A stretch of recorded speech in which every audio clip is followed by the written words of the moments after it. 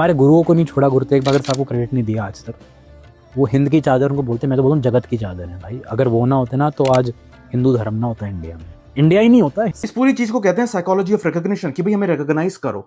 But what about the recognition? जो 27 साल लड़ाई चली, 1680 जब छत्रपति शिवाजी महाराज की डेथ होती है, अप टिल 1707 जब औरंगजेब की डेथ होती है, बीच में बड़ी सारी बैटल्स हुई, बट जो 4 की बैटल्स थी जो मराठा जीते। 1659 under Chhatrapati Shivaji Maharaj up till 1738 under बाजी राव बड़ी सारी बैटल्स हुई, अगर हारे भी तो जीते भी, और बहुत सी ऐसी की बैटल्स थी 11 जो मराठा जीते। उन लोगों को क्रेडिट कब मिलेगा जिन्होंने 711 से लेकर 1192-93 तक 450 साल तक generation after generation Indian civilization की प्रोटेक्शन करी। बिकॉज 711 में सिंध हथिया लिया था उमैद डायनेस्टी ने, and then Arab invasion was at full flow.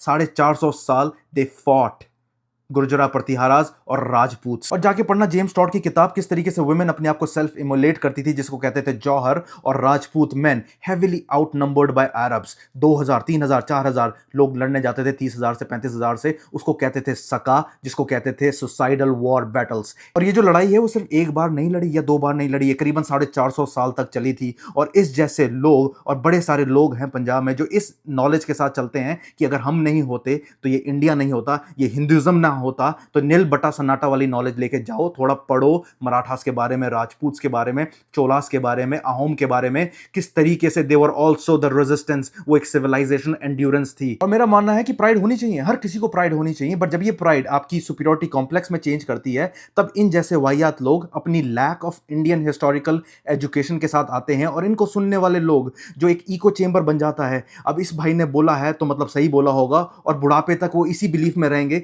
कि अगर हम नहीं होते तो ये इंडिया नहीं होता, हम नहीं होते तो ये हिंदुइज्म नहीं होता। यही रीजन आप ओवर जनरलाइज करते हो। अब रीजन में कोई हुए हुए इवेंट को आप कंपेयर करते हो बाकी जो रेजिस्टेंस हुई है उससे। How wrong is that? Guru Tegh Bahadur ji भी मेरे ही गुरु हैं। जब उन्होंने कश्मीरी पंडितों के लिए स्टैंड लिया रिलीजियस फ्रीडम के बेसिस पे, that is something which is very commendable. Problem वहां आती है जब आप एक रीजनल इवेंट को कंपेयर करते हो 1500 साल के सिविलाइजेशन रेजिस्टेंस से, जिसमें बड़े सारे लोगों ने अपनी शहादतें दी हैं, लोग मरे हैं, कटे हैं। जब इन इवेंटों में से उठ के कोई बंदा अगर कह दे in future, let's just suppose Marathi कोई उठ के कह दे, अगर हम 27 साल वो लड़ाई नहीं करे होते तो ना इंडिया होता, ना हिंदुइज्म होता, नहीं होता कुछ भी, ना सिखिज्म होता, how would you feel that? और मैं कोई पंजाब हेटर नहीं हूं, मेरा मैसेज है उस यूथ को जो इस बिलीफ में रहता है कि अगर हम नहीं होते तो इंडिया नहीं होता, हिंदुइज्म नहीं होता। और अल्लामा इकबाल ने बहुत खूब लिखा था, यूनान और मिस्र और रोमा सब मिट गए जहां से, अब तक नामो निशान है हमारा।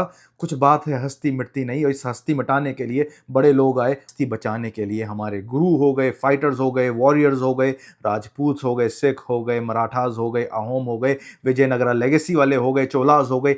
ईच एंड एवरी पर्सन, संत पुजारी से लेके इसमें इन्वॉल्व थे।